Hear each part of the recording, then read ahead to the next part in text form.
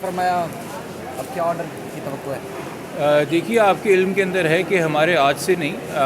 17 تاریخ کو ہم نے پہلا خط لکھا تھا آئی جی صاحب کو، اس حوالے سے کہ ہم نے پریس کانفرنس بھی کی تھی اور ہم نے اپنے خدشات کا ذکر کیا تھا کہ آئی او صاحب اس کیس کے اندر آلریڈی اپنی حتمی رائے قائم کر چکے ہیں،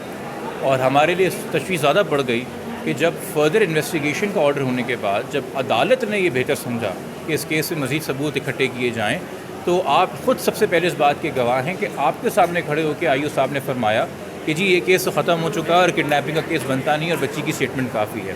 پھر آپ کے پاس وہ ہے کہ جب آئی او صاحب 29 تاریخ کو میڈیکل بورڈ کے سامنے پیش ہوئے ہیں اور انہوں نے کہا کہ جی میں بچی کو پروڈیوس کروں گا، تو اس کے بعد بھی نکل کے انہوں نے خود میڈیا سے باہر بات کی، میڈیا کو ایڈریس کیا اور بطور پارٹی ایک طریقے سے وہ کیس میں بن گئے ہیں، اور پھر سے وہ دے رہے ہیں کہ جی یہ کیس بنتا نہیں ہے، بچی کی اسٹیٹمنٹ کافی ہے۔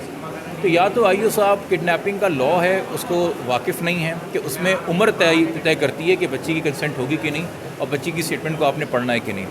اور دوسری بات ہے کہ اگر وہ معاملہ نہیں ہے تو پھر آئی او صاحب اس میں خود طریقے سے پارٹی بنے ہوئے ہیں۔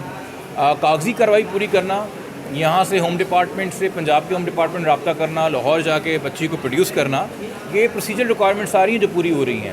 بٹ ایک انویسٹیگیٹنگ مائنڈ جو ہے وہ تمام اینگل سے سوال کرتا ہے، انکوائری کرتا ہے، اور ہمیں نہیں نظر آتا کہ اگر یہ دوبارہ بچی ریکور بھی کر کے میڈیکل بورڈ کے سامنے پیش بھی کرتے ہیں، اس میں بہت سارے اور افینسز کا تعین ہونا ہے، وہ انہوں نے نہیں کیا،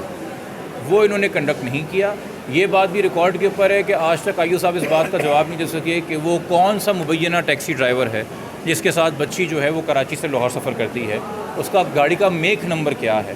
آئی او صاحب اس بات کا بھی جواب دینے سے قاصر ہیں کہ انہوں نے جو لڑکی کا 167 کا بیان لیا ہے اس میں وہ کہتی ہے میں 17 تاریخ کو گھر سے گئی ہوں اور 18 کو شادی ہوئی ہے، اور جو انہوں نے ملزم کا بیان لیا ہے اس میں وہ کہتا ہے جی 16 تاریخ کو گھر سے گئی ہے، 17 تاریخ کو شادی ہوئی ہے، اس پہ بھی کنسسٹنٹ نہیں ہے۔ مزید یہ کہ جب ملزم ان کے سامنے جب بیان لکھوا رہا ہے تو ملزم بیل پہ نہیں ہے، تو اس کو کیوں آپ نے اتنی لگژری دی کہ آپ نے اس کو اریسٹ کر کے انٹیروگیٹ نہیں کیا ہے، اور آپ اس کو ایز اے سسپیکٹ آپ نے 161 کا بیان لیا، اس کو آپ نے روانہ کر دیا، اور اب آپ دوبارہ اس کو ڈھونڈنے نکلے ہوئے ہیں۔ آپ نے اگر اس کو اس وقت اریسٹ کیا ہوتا، اس نے بیل اپلائی کی ہوتی، وہ مرکزی ملزم ہے کیس کا، اکارڈنگلی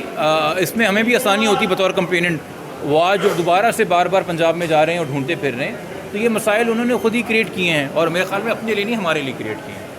عدالت نے کیا آرڈر کیا، کیا کہا؟ عدالت نے کہا جی وہ لیٹ آورز میں فیصلہ کرے گی اس حوالے سے کہ ان کا کیا موقف ہے۔ پراسیکیوشن نے کیا کہا؟ پروسیکیوشن نے کہا ہے کہ جی ان کو اعتراض نہیں ہے، ان کا موقف تھا اور ہم شکر گزار ہیں پروسیکیوشن کے کہ انہوں نے کہا کہ جی اس کیس میں مدعی کی سیٹسفیکشن پوری ہونی چاہیے، تو اگر مدعی کا موقف ہے اور وہ سیٹسفائیڈ نہیں ہے تو ہمیں اعتراض نہیں ہے کہ اگر اس میں آیو تبدیل کیا جائے۔ Thank you sir.